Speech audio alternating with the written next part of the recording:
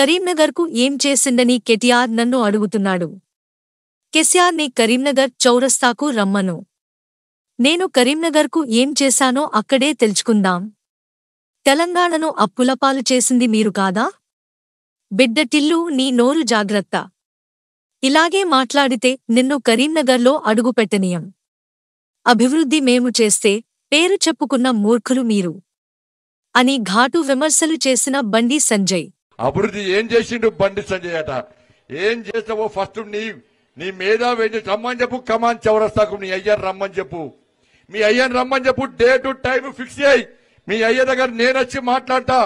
దళిత బంధు ఎంతమందికి ఇచ్చిండు, దళితులకు 3 ఎకరాలు ఎంతమందికి ఇచ్చిండు, బీసీలను ఎందుకు పొట్టగొట్టుకున్నాడు, అగ్రవర్ణాల్లో పేదలకు రిజర్వేషన్ అమలు చేయడంలో ఎందుకు తాచారం చేసిండు, దళితును ముఖ్యమంత్రి చేస్తాను ఎందుకు చేయలే, ఈ తెలంగాణ రాష్ట్రాన్ని అప్పుల పాలు ఎందుకు చేసిండు, ఈ చొప్పదిలో ఒక్కొక్కరి పేరు మీద 1,50,000 అప్పు చేసినటువంటి బిచ్చపతి చేసినటువంటి మూర్ఖుడు నీ అయ్యా నువ్వు నీ కుటుంబం అన్న విషయాన్ని కేసీఆర్ కొడుకు గుర్తుంచుకోవాలి. బిడ్డ నోరు జాగ్రత్త పెట్టుకో.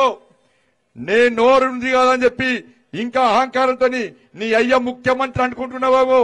కండ కావురం తల్లికాయకెక్కి ఏది వరద అది మాట్లాడితే కరీంనగర్ లో అడుగు పెట్టనీయమన్న విషయాన్ని కేసీఆర్ కొడుకు గుర్తుంచుకోవాలి. ఇలా అభివృద్ధి చేశాక నేను చేసిన అభివృద్ధి అక్క కరీంనగర్ నుంచి వరంగల్ రోడ్డుకు ఇలా నేను 2,100 కోట్లు పట్టుకొచ్చిన. మీరు టికెట్ ఇచ్చిన మేధావి రోజు వరంగల్ పోతారు కదా, ఆ పైసలు ఎవరు తెచ్చిండో ఆ మేధావిని అడుగుంటే నీ అయ్యనని చెప్పు. కరీంనగర్ జగిత్యాల రోడ్డు నీ చెల్లెస్తుంది, నువ్వు ఊకేస్తావు, నీ చుట్టపుల కోసం వస్తావు కదా. కరీంనగర్ వరంగల్ రోడ్డుకు 2,100 కోట్ల రూపాయలు నేను పట్టుకొచ్చిన. నీ అయ్య పట్టుకొచ్చిందా, నీ తాత పట్టుకొచ్చిన చెప్పు. ఎలుగతుర్తి సిద్దిపేట రోడ్డు మీ బావ ఊకే పోతాడు.